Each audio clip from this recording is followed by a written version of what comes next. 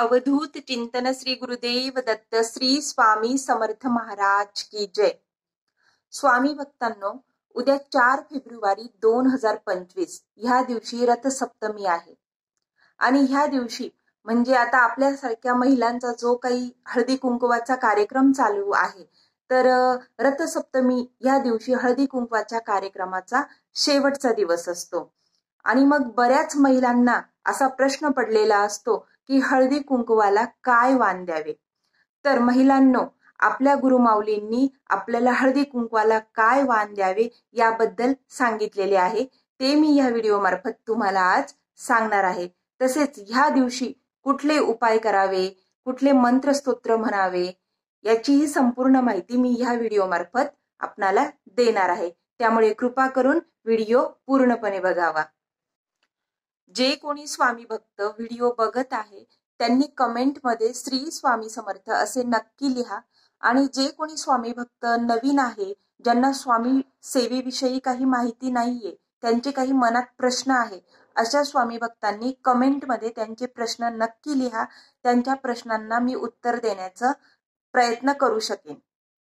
आता रथसप्तमीच्या दिवशी जो काही स्नानाचा मुहूर्त आहे तो सकाळी 5:33 तर सकाळी 7:09 आहे आणि रथसप्तमीच्या दिवशी जो काही अर्घ्य देण्याचा पूजेचा मुहूर्त आहे तो सकाळी 7:05 आहे। सूर्याच्या पूजनाने, आराधनेने, दर्शनाने अनेक प्रकारचे आपले जे काही रोग असतात, ज्या काही आपल्याला व्याधी झालेल्या असतात त्या व्याधी नाहीशा करतो सूर्यदेव आणि आपले डोळ्यांचे आरोग्य सुधारते, आपले त्वचेचे आरोग्य सुधारते, आपले हाडांचे आरोग्य सूर्यदेवामुळेच सुधारते।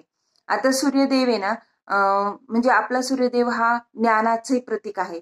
ज्ञान, तेज, प्रकाश, उष्णता, परोपकार, ह्या सातत्य ह्या गोष्टींचे सूर्यदेव प्रतीक आहे आणि म्हणूनच आपल्या जीवनातील जो काही अंधकार असतो, अज्ञान असते, तो अंधकार आपले सूर्यदेव आपल्या आयुष्यातून नाहीसे करतात।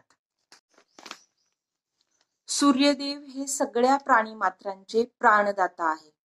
आता बघा, जे काही आपल्या शेतात अन्नधान्य पिकते ते सूर्यदेवामुळेच पिकते। तसेच जे काही सूक्ष्म जंतू असतात त्यांचा जो काही नाश होतो तो नाशही सूर्यदेवामुळेच होतो। आपल्याला जे आरोग्य लाभते तेही सूर्यदेवामुळेच लाभते आणि जो काही घाणीचा कोंदट वास वगैरे असतो तो वासही सूर्यदेवामुळेच नाश पावतो। आता मग ह्या सूर्यदेवांसाठी जर आपल्याला काही कृतज्ञता व्यक्त करायची असेल तर ही कृतज्ञता व्यक्त करण्यासाठीच रथसप्तमी हे नवरात्र साजरे केले जातात।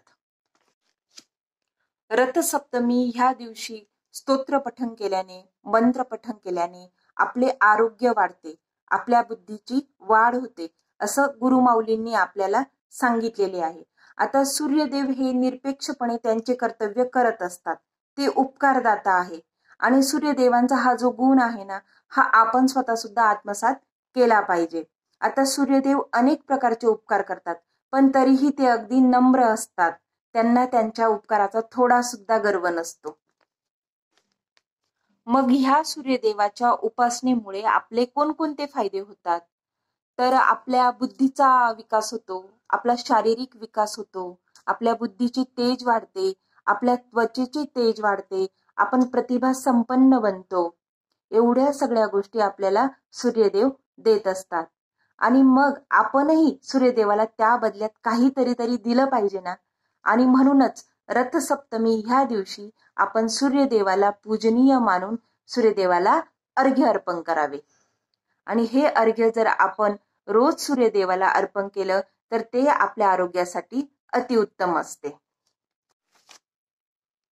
आता ह्या दिवशी उपाय काय करायचा, तर ह्या दिवशी ज्या स्त्रियांना सौभाग्य प्राप्ती हवी आहे, पुत्र प्राप्ती हवी आहे, तसेच अजून धन प्राप्ती हवी आहे, अशा स्त्रियांनी रथसप्तमी ह्या दिवशी रथसप्तमीचे व्रत करायचे आहे आणि मग ह्या दिवशी सकाळी गायत्री मंत्र जो आहे, गायत्री मंत्राचे 108 वेळा गायत्री मंत्राचा जप करायचा।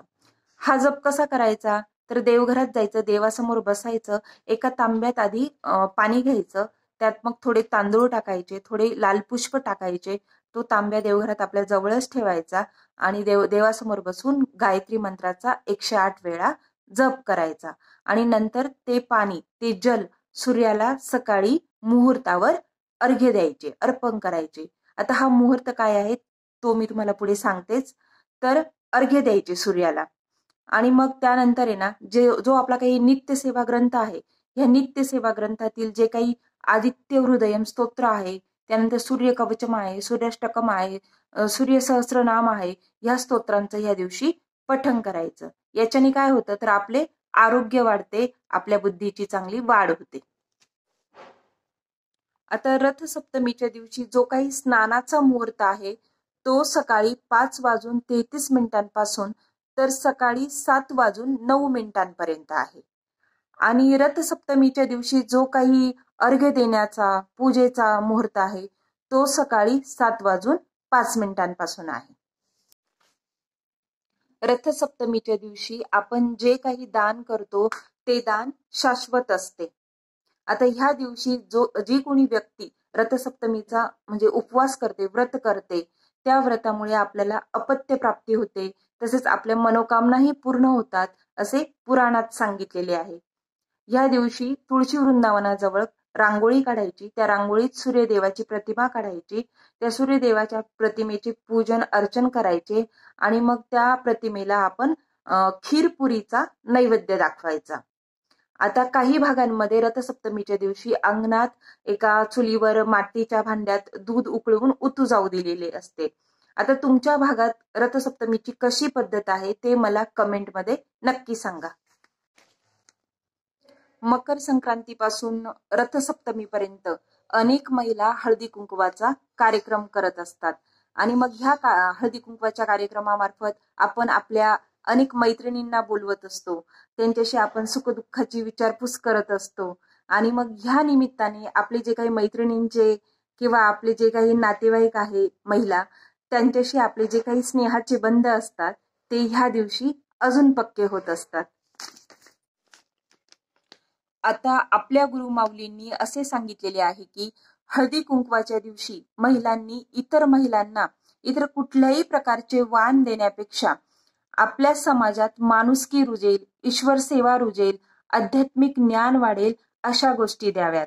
मग आता अशा गोष्टी कोणत्या आहे तर आपल्या दिंडोरी प्रणित सेवा मार्गातील जे काही ग्रंथ आहे, जे काही आयुर्वेदिक उत्पादन आहे, दिनदर्शिका आहे, पुन्हा ज्या काही 5 शुभ वनस्पती आहे त्या शुभ वनस्पती आपण हळदी कुंकवाला महिलांना द्याव्या.